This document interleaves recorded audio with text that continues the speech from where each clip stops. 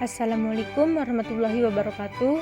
Halo teman-teman semuanya, jumpa lagi dengan saya. Dalam video kali ini saya akan menyampaikan materi tentang awal terbentuknya pemerintahan dan NKRI.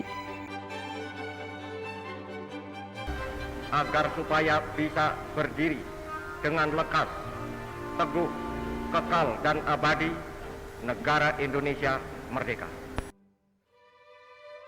Setelah berhasil memproklamasikan kemerdekaan pada 17 Agustus 1945, lalu bangsa Indonesia membentuk jajaran pemerintah. Indonesia saat itu masih negara baru. Tentunya penuh perubahan yang menarik untuk diikuti. Perubahan pertama yaitu PPKI.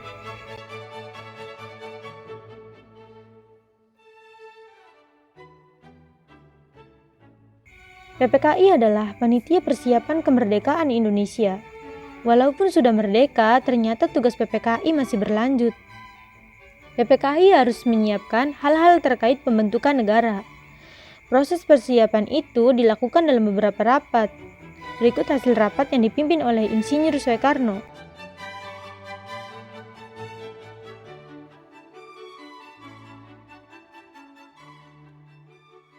Yang pertama, Sidang PPKI 1 pada 18 Agustus 1945.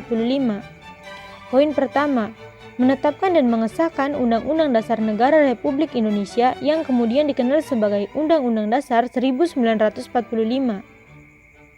Poin kedua, memilih dan menetapkan Insinyur Soekarno sebagai Presiden dan Muhammad Hatta sebagai Wakil Presiden, sehingga Indonesia menganut sistem pemerintahan presidensial.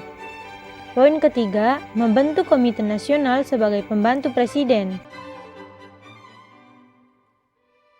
Yang kedua, sidang PPKI 2 pada 19 Agustus 1945.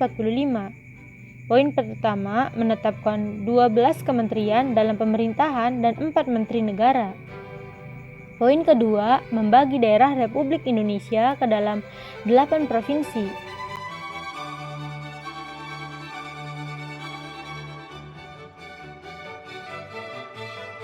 Yang ketiga, sidang PPKI ketiga pada 22 Agustus 1945. Poin pertama, membentuk Komite Nasional Indonesia Pusat atau KNIP, fungsinya membantu dan menjadi penasihat presiden. Poin kedua, pembentukan Partai Nasional Indonesia atau PNI dengan tujuan mewujudkan NKRI sebagai negara berdaulat, adil, makmur berdasarkan kedaulatan rakyat. Poin ketiga, pembentukan Badan Keamanan Rakyat atau BKR yang bertugas untuk menjaga keamanan dan ketertiban di daerah. Badan ini menjadi cikal bakal TNI, Tentara Nasional Indonesia.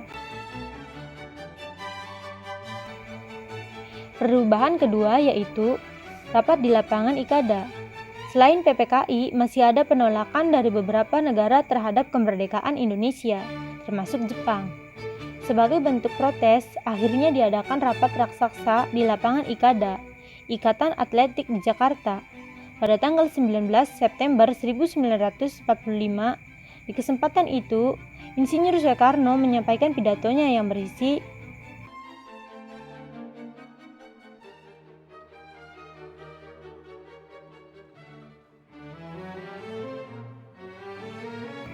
poin pertama, menegaskan kemerdekaan bangsa Indonesia, bertekad mempertahankannya. Poin kedua, meminta dukungan dan kepercayaan rakyat terhadap pemerintah Republik Indonesia. Poin ketiga, menuntut rakyat untuk mematuhi kebijakan-kebijakan pemerintah dengan disiplin. Poin keempat, menuntut rakyat untuk bubar meninggalkan lapangan dengan tenang untuk menghindari pertumpahan darah.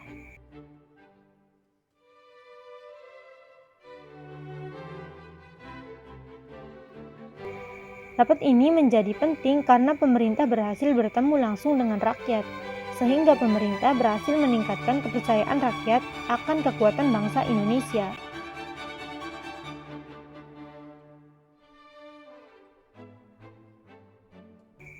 Perubahan ketiga yaitu dukungan daerah terhadap pemerintah Republik Indonesia.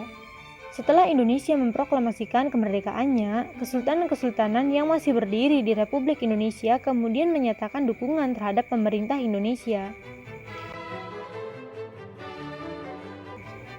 Kesultanan Yogyakarta adalah yang pertama mendukung pemerintah Republik Indonesia melalui Maklumat 5 September 1945, disusul Surakarta, yaitu Kasunan dan Mangkunegara, dan Kesultanan Siak di Sumatera.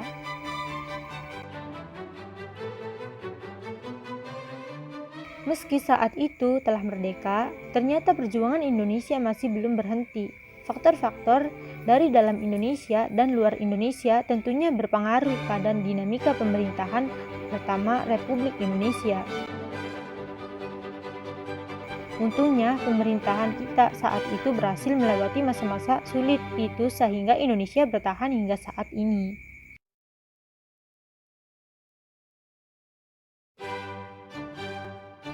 Ya baiklah teman-teman, itu saja pembahasan dari saya tadi. Terima kasih telah menonton video saya. Yang belum subscribe, tolong subscribe dan bunyikan tombol loncengnya. Jangan lupa juga like, komen, dan share video saya. Baiklah, wassalamualaikum warahmatullahi wabarakatuh.